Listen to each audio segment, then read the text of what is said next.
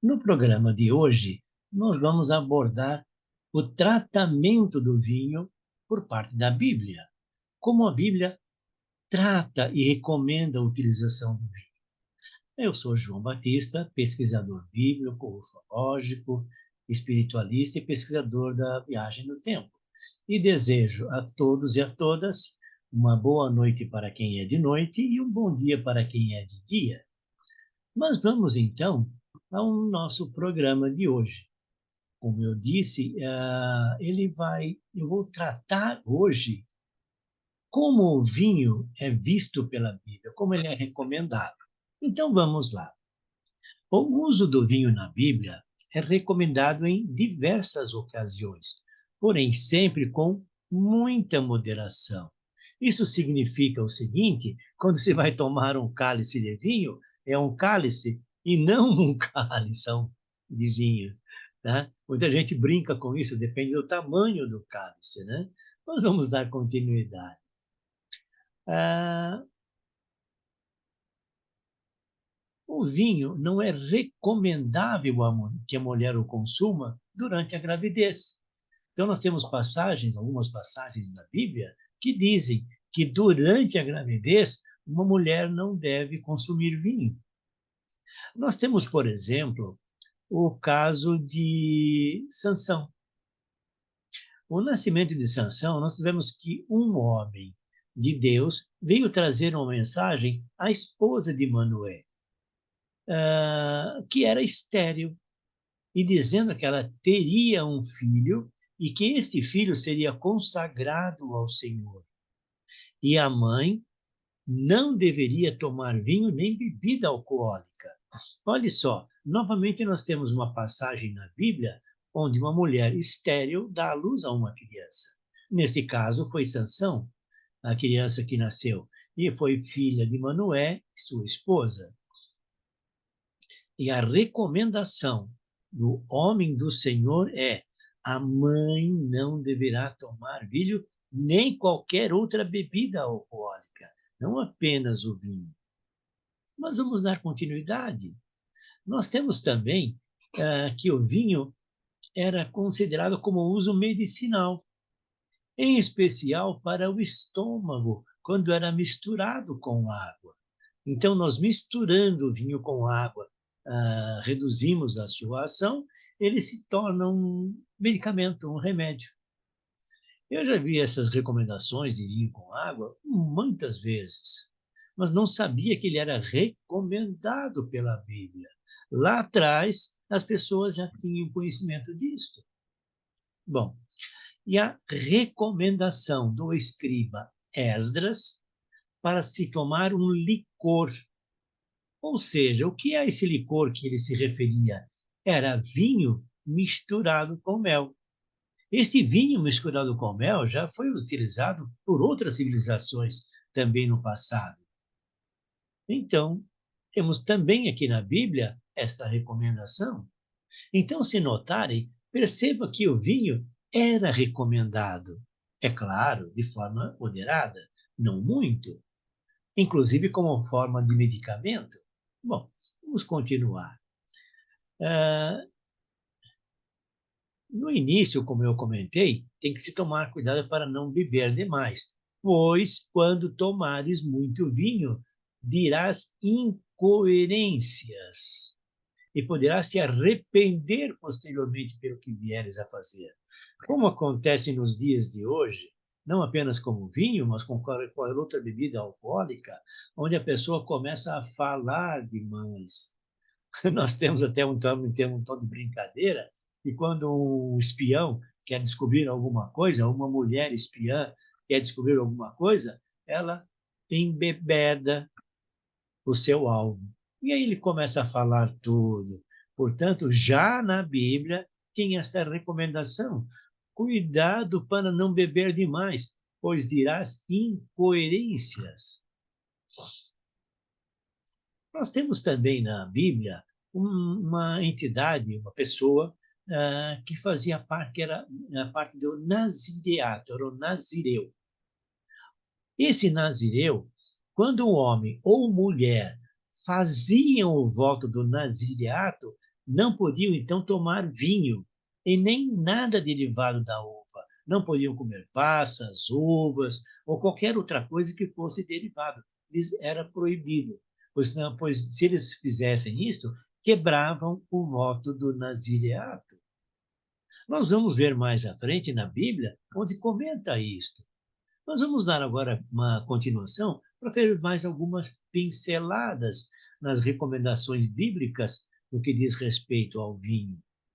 Nós temos uma recomendação que diz o seguinte: se uma pessoa quiser ser bispo ou diácono, deverá ser sóbrio e não dado a beber vinho. Novamente aqui, todas as pessoas que são ligadas à religiosidade eram proibidas de tomar vinho. Não somente o vinho, mas também qualquer outra bebida que viesse a embriagar. Isso era uma norma entre eles. E essa norma também era levada para outras pessoas, como no caso da mãe de Sansão, que também foi proibida ou recomendada que não fizesse isso. Tá? Nós temos também uma referência a Arão. Arão era irmão de Moisés. E ele foi o primeiro pontífice, o primeiro sumo pontífice. E o Senhor disse a ele que ele e seus filhos não poderiam tomar vinho. E estes se recusaram, desculpe, que não poderiam tomar vinho nem outra bebida que embebede. Então, já lá de Arão, que era o sumo pontífice, era proibido de beber, porque se beber não poderia cuidar das pessoas. Nós temos uma outra ocasião onde Jeremias, profeta Jeremias, por ordem do Senhor, tomou os filhos de Jonadab e os levou para tomar vinho. Jeremias sabia que eles não poderiam beber, porém ele os levou para verificar o que iria acontecer. E estes se recusaram, pois haviam recebido uma ordem de seu pai para que nunca tomassem vinho, nem eles, nem suas esposas, nem seus filhos e suas filhas. Olha só, então, Jonadab, os filhos de Jonadab foram levados pelo profeta Jeremias, que tinha conhecimento da recomendação de Jonadab e os seus filhos, para que não tomassem vinho. E foi para prová-los realmente, para testá-los. E levou-os para um local recluso e lá lhe ofereceu muito vinho. E eles se recusaram a tomar vinho. O vinho era utilizado para abrilhantar as festas antigamente, assim como nos dias de hoje. E nos dias de hoje, não apenas o vinho, mas uma outra série de bebidas que foram desenvolvidas no decorrer do tempo. E nós temos que, numa passagem da Bíblia, a mãe de Jesus diz a ele que o vinho numa festa havia acabado e que o dono não sabia o que fazer para servir então aos seus convidados. E Jesus então transformou 6 talhas de água em vinho. E olhe só, este vinho que foi transformado por Jesus era de muito maior qualidade do que aquele primeiro.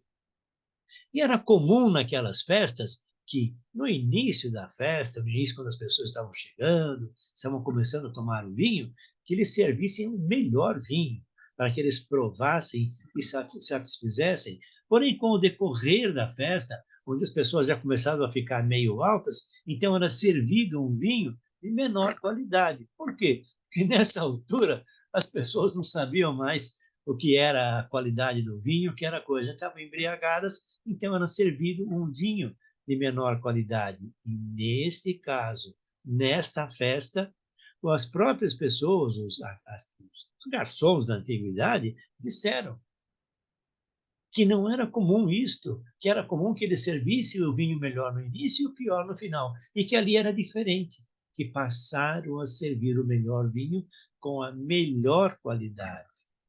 Bom, vamos dar continuidade. E a grande sabedoria é não estar entre os bebedores de vinho, pois isto te arruinará. Isso também é uma passagem na Bíblia que diz isto. Não fiques entre os embriagados, não fiques entre os bebedores de vinho, porque você vai se arruinar. E isto vale para os dias de hoje. Não se embriague, ou você vai se arruinar, você vai arruinar a você e provavelmente a sua família. Portanto, evite o excesso de vinho. Como nós dizemos hoje, beba socialmente, não mais do que isto. Eu até vou aproveitar aqui para dar uma dica para os bebedores. Se você for dirigir, não beba. E se você beber, não dirija. Tudo bem, passada essa pequena mensagem, vamos dar continuidade, né?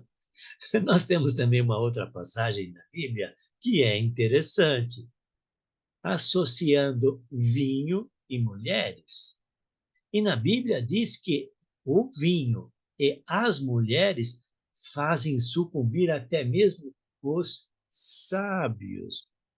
Ou seja, os sábios que se cuidem, não misturem vinho com mulheres, porque aí vão fazer como eu falei aqui no início, né?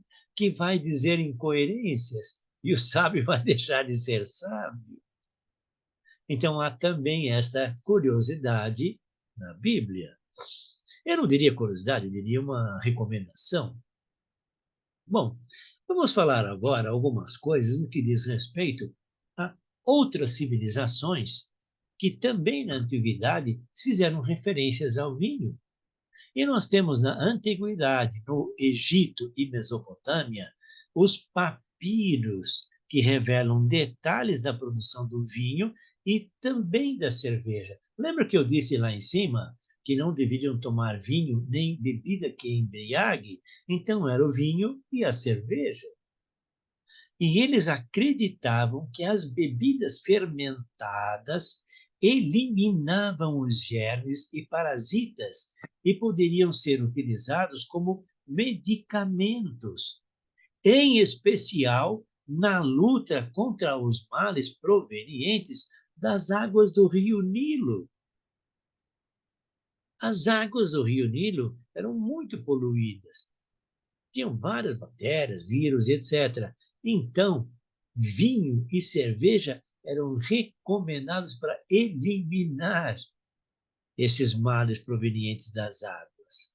Olha só, mais uma referência medicinal para o vinho, tanto no Egito quanto na Mesopotâmia. E no período greco-romano, mesmo a bebida sendo bastante consumida nas celebrações sociais e também celebrações religiosas, o consumo abusivo do álcool já era severamente censurado pela Grécia e por Roma, assim bem como na própria Bíblia.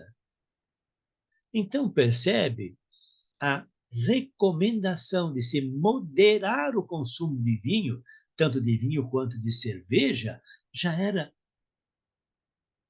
amplamente divulgado, amplamente solicitado, tanto na Grécia como em Roma, como em Israel.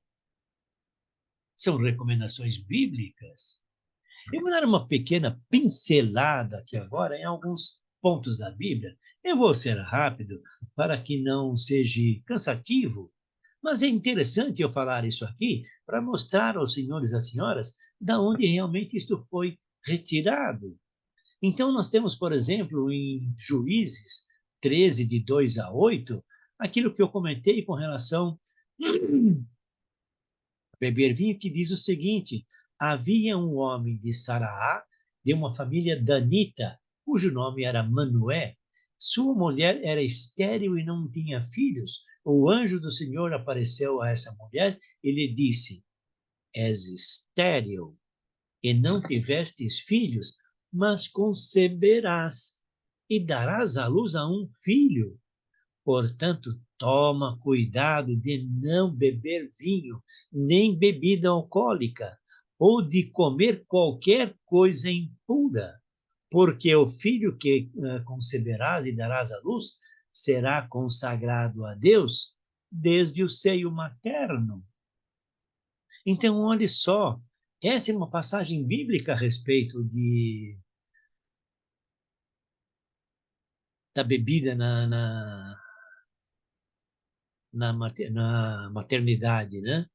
E ele seria, inclusive, declarado nazireu desde a sua infância.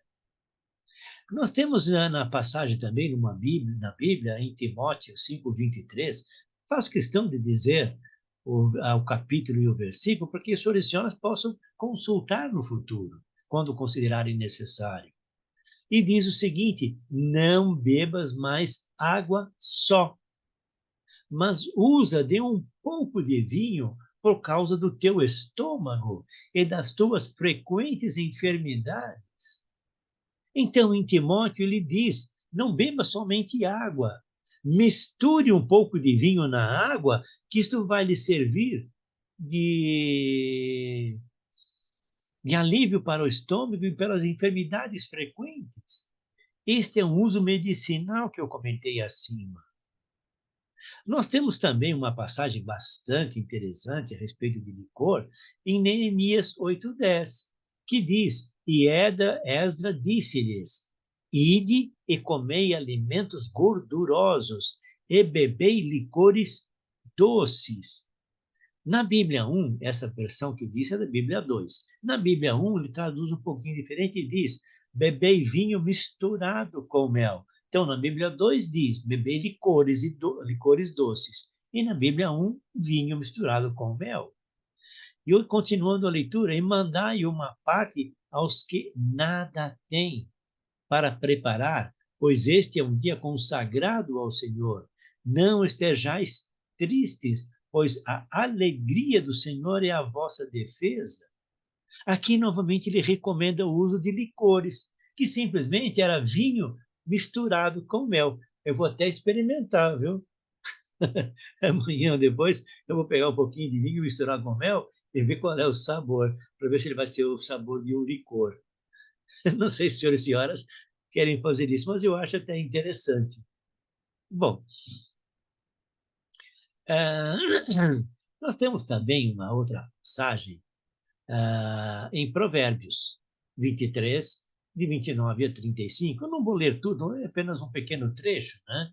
E que diz o seguinte: de quem os há?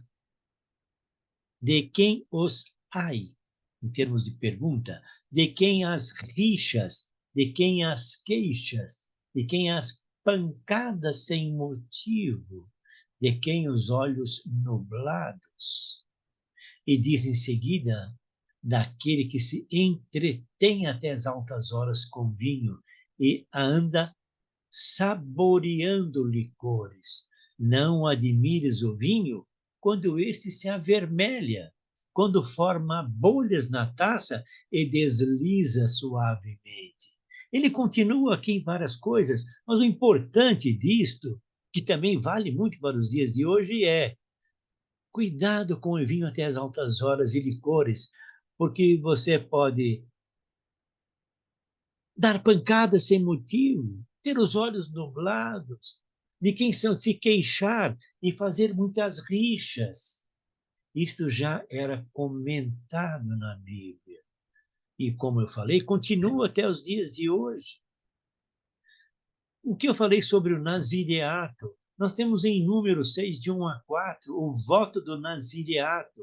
O Senhor falou a Moisés, dizendo: fala aos israelitas e dize-lhes: quando um homem ou mulher fizer um voto especial, o voto de nazireato, consagrando-se ao Senhor, deverá abster-se de vinho e de qualquer bebida alcoólica. Não beberá vinagre de vinho, nem vinagre de outra bebida alcoólica, não tomará suco de uvas, não comerá uvas frescas ou secas, enquanto durar o seu voto de consagração, e não poderá comer nenhum produto da videira, nem mesmo as sementes ou cascas. Olhe só, o voto do nazireato era tão grave, era tão forte, que ele não podia tomar vinho, nada que embriagasse, nada que fosse derivado do vinho, quer ser as sementes, cascas, suco de vinho ou qualquer outra coisa. Vejam, os homens do Senhor eram proibidos de tomar vinho. Hoje, na consagração, durante a missa, o padre bebe uma pequena dose, muito pequena, apenas para a consagração do corpo e sangue de Cristo, mas sempre com medidas. E esses nazireus, ou tanto homens quanto mulheres, eram proibidos de qualquer coisa derivada da uva. Bom, eu falei também que os bispos e os diáconos, né, deviam também se abster. E nós temos na Bíblia, em 1 Timóteo 3, 2 e 3, que diz o seguinte: importa logo que o bispo seja irrepreensível e que seja esposo de uma só mulher. Aqui vale um comentário. Na antiguidade, os homens tinham várias mulheres, mas o bispo só podia ter uma mulher, uma só esposa. Continuando a leitura, ele tinha que ser sóbrio, prudente, concentrado, modesto, amador da hospitalidade e capaz de ensinar. E não poderia ser dado ao vinho, não podia ser um espancador, não podia bater na sua esposa. Teria que ser moderado, não litigioso e não cobiçoso. Eram as características que eram dadas a quem quisesse ser bispo. Eu não vou comentar nada sobre os bispos de hoje, porque eu não conheço como funciona. Mas na Bíblia tem esta passagem.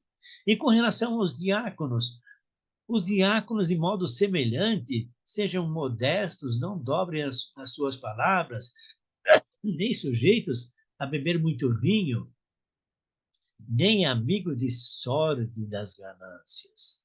Então, quem era destinado, quem se prontificava a ir para a religiosidade, tinha que seguir uma série de regras.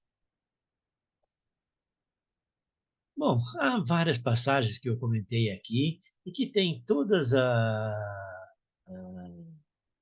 as referências a tudo que eu disse. Eu vou só dizer os detalhes aonde está, que os senhores poderão depois consultar nas suas Bíblias, que é em Levítico 10, de 8 a 10, sobre Araão. Um homem educado de pouco vinho é suficiente. Em Eclesiástico 31, de 22 a 24. A casa dos recabitas, que eu falei lá no começo, em que o profeta Jeremias levou os rapazes para tomar vinho, em Jeremias 35, de 5 a 7, onde Jesus transformou água em vinho, em João, de 2, de 1 a 12, e assim por diante. E tem aquele detalhe, né, que as vinho e as mulheres fazem sucumbir até os sábios. Isso está em Eclesiástico 19, 2. Podem consultar lá, que já está lá. Bom, com isto, senhores e senhoras, eu quis fazer uma pincelada no que diz respeito ao vinho e como ele era tratado na Bíblia. E como considerações finais, eu posso dizer o que era válido na Bíblia nos tempos antigos, há 2000 anos antes de Cristo, e que também continuam válidos nos dias de hoje. Não beba muito. Se você for dirigir, não beba. Se você beber muito, você pode machucar a sua família. Você pode até bater na sua esposa. Você pode fazer coisas que você não faria quando sobra. Portanto, evite beber vinho em demasia. Não só vinho, como qualquer outra bebida. Cuide de você, cuide da sua família, cuide da sua prole. Seja homem, seja mulher. Seja moderado e seja moderada.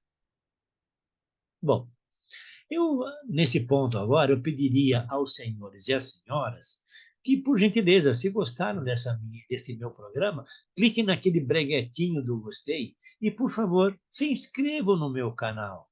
Isso é muito importante para me dar alicerces para continuar fazendo novos programas. E também algo bastante importante, caso os senhores e senhoras quiserem que eu fale sobre um determinado tema, sobre um determinado assunto, deixem aqui nos comentários. Eu posteriormente leio e, conforme a minha possibilidade, eu vou responder e até fazer um programa a esse respeito, como eu já fiz anteriormente, atendendo a pedido de uma senhora que é nossa ouvinte. Bom, Deus abençoe a todos e a todas. Namastê. Eu sou João Batista.